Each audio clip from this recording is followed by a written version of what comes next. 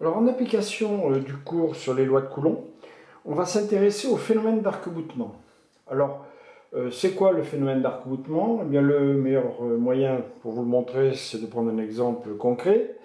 Donc ici, un serre-joint de bricoleur, voyez, qui permet de serrer des pièces pour les coller par exemple. Donc on les dispose entre ces deux morts, voyez. Donc on approche ce mort-là, vous voyez, des pièces. Alors vous remarquez que je déplace cette pièce en me situant près du guidage. Et puis ensuite, donc, vous voyez, quand on serre ici, là, alors je me mets, voilà, eh bien, le fait de produire un effort à ce niveau, là, vous voyez, fait que cette pièce reste bloquée. Voilà. Vous voyez, elle ne se déplace pas. Donc, c'est ça le phénomène d'arc-boutement. Alors, c'est le fait que la pièce reste bloquée. Hein, et puis, je peux produire l'effort, un effort très important, l'augmenter tant que je veux. Les pièces ne vont pas se déplacer pour autant. Hein. Voilà, on pourrait aller jusqu'à la rupture, éventuellement, mais donc il n'y aura pas de déplacement. Oui, alors pour que ce phénomène ait lieu, apparaisse, eh bien, il faut qu'il y ait du jeu important, vous voyez, on remarque qu'il y a un jeu important, et évidemment du frottement. Donc on a favorisé, on verra après au bout des calculs, qu'il faut aussi que la longueur du guidage soit petite, la plus petite possible ici, vous verrez, et donc le facteur de frottement le plus grand possible. Et le facteur de frottement, en fait, on l'a augmenté de manière importante en réalisant des stries ici, là. Vous voyez, on les voit bien. Vous voyez, des stries à ce niveau. Bien, donc maintenant, on va rentrer dans les calculs. Alors, ici, on a un levier 1, voilà, comme ce que je viens de vous montrer, qui est lié sur une colonne 0. Vous voyez, alors ici, oui, j'ai représenté donc un axe, ça signifie qu'on a une colonne cylindrique. Ici, oui, c'est une glissière, là, c'est plutôt de type glissière, là. Le guidage, c'est une glissière, pardon. Qu'on le fasse avec une glissière, avec une colonne cylindrique, ça revient au même au niveau des résultats. Bien, donc ici, on considère donc une pivot glissant, hein, ici, cette liaison. Alors, les hypothèses d'abord, hypothèse de calcul. Le système est plan. C'est-à-dire que les forces élémentaires, hein, dans la liaison ici, sont réparties symétriquement, donc par rapport au plan OXY. Voilà. Et puis l'effort ici, alors il y a un effort de poussée ici qui est situé aussi dans le plan de symétrie. Voilà, donc le système est plan et admet comme plan de symétrie donc OXY. Le poids de la pièce 1 est négligé devant toutes les autres actions mécaniques. Voilà, hein, et puis donc, alors, comme je viens de vous dire, évidemment, il y a du frottement ici, hein, dans la liaison entre 0 et 1, ça c'est toujours signalé évidemment, hein, en hypothèse. Donc là, il y a du frottement, et le coefficient de frottement, petit f, donc je vous l'ai donné ici, égal, tangente phi, on vous donne. Donc ici, on réalise un effort de poussée f, donc je dis que nombre de f, c'est égal à grand F. Et alors nous, ce que l'on va rechercher dans cet exercice, c'est de trouver la longueur à partir de laquelle, vous voyez, la longueur limite à partir de laquelle apparaît le phénomène d'arc-boutement. Vous voyez, quand on est tout près là, du guidage, donc il n'y a pas d'arc-boutement, ça se déplace. Et puis on descend, puis après, arrivé à un seuil critique, hop, ça bloque. Voilà, donc on va déterminer cette longueur limite. Et puis après, évidemment, au-delà de cette longueur, eh bien, ça continuera de bloquer. Voilà, alors maintenant, oui, vite fait. Donc ici, j'ai dit on a une pivot glissant. Si on adopte ce modèle, bon voilà, hein, modèle théorique, eh bien on va tomber dans une impasse, hein, parce que donc le torseur, alors on va isoler un évidemment, hein, on isolera un, et on va lui appliquer le PFS. On se situera d'ailleurs à l'équilibre strict, hein, pour avoir une égalité. Et puis après, on pourra éventuellement discuter et aller vers une inéquation. Donc, torseur de 0 sur 1, d'accord, hein, au niveau de la liaison pivot-glissant, transmissible par la liaison pivot-glissant. Donc, en haut, hein, j'ai pris haut sur l'axe ici, hein, OX. Donc, on a Alors, si la liaison est parfaite, rappelez-vous, il y a donc avec plan de symétrie, il y a une composante seulement selon Y. Hein. La composante selon Z s'annule. Donc, il n'y a qu'une composante selon Y. Mais, comme il y a frottement hein, dans cette liaison, eh bien, donc, il va y avoir une composante selon X hein, qui va s'ajouter. Hein. Donc, on va avoir X01 X plus Y01 Y. Hein, d'accord? Voilà, pour la résultante. Hein. Et puis le moment orthogonal au plan, donc porté par Z. Voilà. Bon, ensuite, donc là je fais le bilan rapidement. Hein. Donc il y a cet effort là ici extérieur, donc au point C là. Donc je vais mettre torseur de extérieur sur 1 égal. Donc c'est un torseur ici de type glisseur. Avec moment nul au point C, vous avez le support de la résultante qui passe par C. Et puis donc ici on a Fx. Voilà. Alors rapidement on le fait, vite fait, pour avoir le temps de faire l'autre partie. Donc ici évidemment pour faire apparaître L, hein, il faut faire un calcul de moment. Donc on calcule le moment au point O, évidemment, hein, d'accord. Donc le moment au point O, donc de extérieur sur 1, je le fais là vite fait, hein. Extérieur sur 1, ça va être égal, donc moment C qui est nul, plus Fx vectoriel CO. Et CO, donc c'est Ly. Ah, d'accord, donc ici on a X, et puis là Y. Donc ça fait égal L, F, Z. Ensuite, PFS, uniquement le théorème du moment, ben, ça va nous faire LF plus N01 égale 0. Voilà, et là on est bloqué. Hein. Bon, le théorème de la résultante ne nous aidera pas non plus. On ne peut pas aller plus loin pour trouver L. Vous voyez, il y a cet inconnu qui ne permet pas de trouver L. Donc, eh bien, on va procéder autrement. J'efface, évidemment, parce que j'ai plus de place. Peut-être que j'aurai besoin de 2 vidéos là. Alors, on efface tout ça.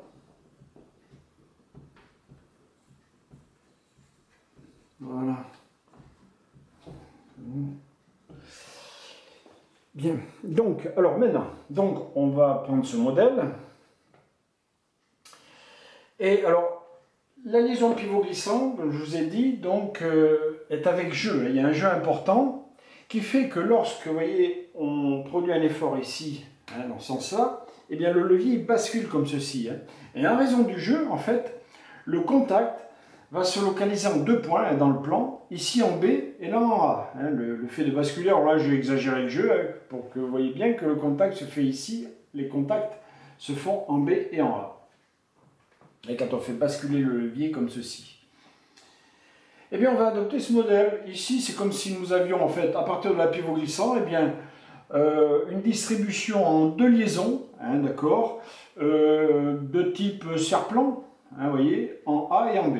Avec des contacts de type ponctuel. Voilà. Alors maintenant, on va faire le bilan des actions mécaniques extérieures à 1. Bilan des actions mécaniques extérieures à 1. On va écrire les torseurs. Hein. Alors je vais commencer par celui-là. Torseur, donc extérieur sur 1 au point C, égal, donc je vous ai dit, on a affaire à un glisseur, la résultante Fx, voilà. Ensuite, alors, en A et en B, donc on va avoir 2 actions mécaniques, avec frottement, attention, alors là il y a du frottement. Hein. Alors rappelez-vous ce qu'on a fait dans le cours, hein, pour les lois de Coulomb, là on va les appliquer. Hein. Donc, imaginons que ça se déplace. Hein. Voilà, bon, on va se mettre dans le cas où ça se déplace, puis après on reviendra en arrière pour se mettre dans le cas où il y a adhérence. Donc, si ça se déplace, vous voyez, pour trouver le sens, parce que là maintenant, donc, il va y avoir des composantes normales et tangentielles. Hein, quand il y a frottement, rappelez-vous, donc ici, dans le cas de la liaison serre-plan, on va rajouter des composantes tangentielles. Hein. Selon X. Eh bien, pour connaître les composantes donc, de 0 sur 1, les composantes tangentielles, il faut que je m'intéresse au mouvement de 1 par rapport à 0. Rappelez-vous de ça. Donc quand je déplace, quand je pousse dans ce sens, le mouvement de 1 par rapport à 0, c'est dans ce sens, vous voyez. Voilà. Ou si vous voulez, la tendance au mouvement, pour rester dans le cas de l'adhérence, si vous voulez, il est vers la droite. Donc les composantes tangentielles s'opposent à cette tendance au mouvement et sont dirigées vers la gauche. De 0 sur 1, vous voyez l'inversion des indices. Donc ici, vous voyez, les composantes tangentielles en B, je vais la représenter ici, là, vous voyez, elles sont comme ceci, et en A aussi, comme ceci. Voilà. Alors ensuite, évidemment, les composantes normales. Les composantes, quand on dit normales, c'est normal au plan, hein, d'accord, au plan tangent commun aux deux solides. Donc le plan, ça va être ici B, X, Z, hein, d'accord, et là, ça sera AX, Z, hein, les plans tangents. Donc les normales au plan tangent donc, sont portées par Y. Alors attention, elles sont dirigées, je ne l'ai pas trop dit jusqu'à présent, parce qu'on n'en avait pas eu besoin, mais sont dirigées vers la matière du solide isolé. Hein. D'accord, hein, on isole 1, donc ici, vous voyez, là, on est dirigé donc vers la matière du solide isolé, comme ceci. Et là-bas, là, ici, pardon, au point A, donc, comme ceci. Voilà. Donc, les résultantes, hein, c'est donc la somme des deux composantes. Donc, vous voyez, elles sont...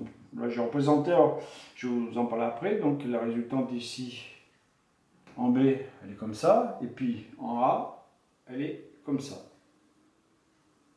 Voilà. Bon, c'est pas bien représenté tout ça, hein, mais vous avez compris. Voilà, la somme. Hein. Voilà, donc, je range un petit peu, pour que ça soit rigoureux. Voilà, d'accord, hein. Voilà.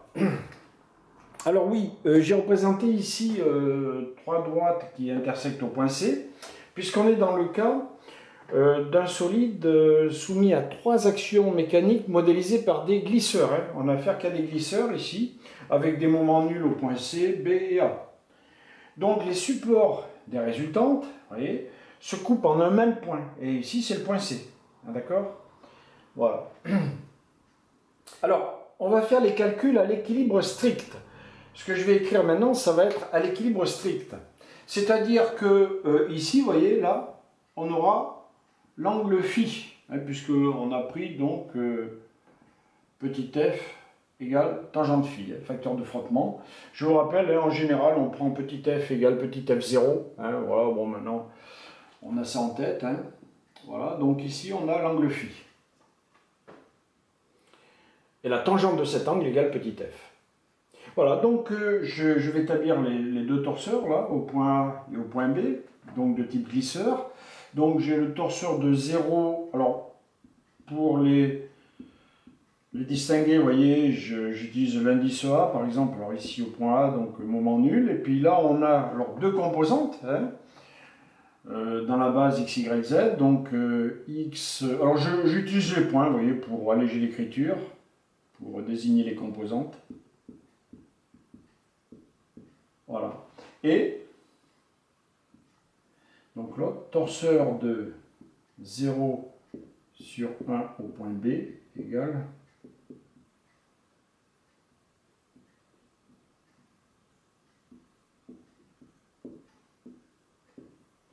voilà. D'accord? Alors attention, il y a deux composantes, mais à l'équilibre strict, on sait qu'on peut établir une relation entre ces deux composantes en passant par la tangente. Donc je vais le mettre ici, et puis la tangente de l'angle c'est égal à petit f. Alors je vais le faire ici, j'ai envie de le mettre là, hein, avec petit f égale. Alors la tangente ce sera la composante selon x sur la composante selon y. Alors je vais mettre, d'abord je ne m'intéresse pas au signe, hein, dans un premier temps. Donc ça sera xa sur yk, égale, je laisse de la place, là, comme ça. XB sur YB. Puis ensuite, je vais adapter le signe. Donc F, c'est positif, bien sûr. Donc, alors, au point A, donc, il y a une composante qui est négative selon X et positive selon Y. Donc, je mets un moins devant. Voilà, pour adapter le signe. Et puis, pour ce qui se passe au point B, donc, les deux composantes sont négatives. Donc, je laisse comme ça. Voilà. Bon, alors ça, il faut prendre son temps pour bien écrire. Alors, éventuellement, je peux écrire directement les torseurs, vous voyez, en ne montrant qu'une inconnue dans le torseur, mais bon, on va laisser comme ça pour l'instant. Voilà, donc ensuite, donc, on applique le PFS, qui nous dit donc que la somme des trois torseurs égale le torseur nul.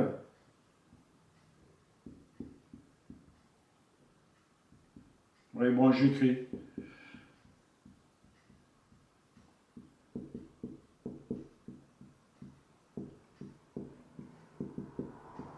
Voilà. Évidemment, on va être obligé, là ici, d'utiliser les deux théorèmes, hein, de la résultante et du moment, évidemment le moment pour faire apparaître les longueurs. Hein. Donc, et le moment, alors, on va le calculer en un point, donc ben, on a 3 points à notre disposition, éventuellement en haut, mais ici, bon, c'est soit A, soit B, hein, pour avoir les calculs les plus simples possibles, hein, pour éviter d'avoir trop de termes. Allez, je prends le point A par exemple. Hein. D'accord. Donc, moment en A. Alors, je vais écrire les moments en A séparément dans un premier temps. Donc, moment en A de 0 sur 1 là, au point B égale. Donc, alors là, ici, je vais peut-être mettre qu'une inconnue là-dedans. Enfin, là, il y a deux composantes, mais une seule inconnue. Donc, je vais mettre l'inconnue. Je vais mettre, pour XB, je vais mettre FYB. Donc, on va voir YB. Voilà, plus Y. Vectoriel. Donc, BA. BA.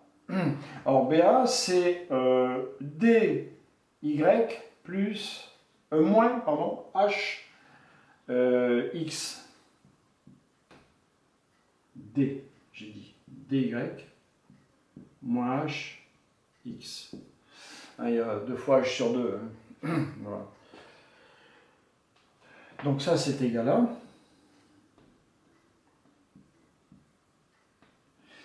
Alors, xy, donc ça fait d, évidemment ça donnera deux produits vecteurs, enfin deux vecteurs portés par z, donc d f, et puis y plus h z. Voilà.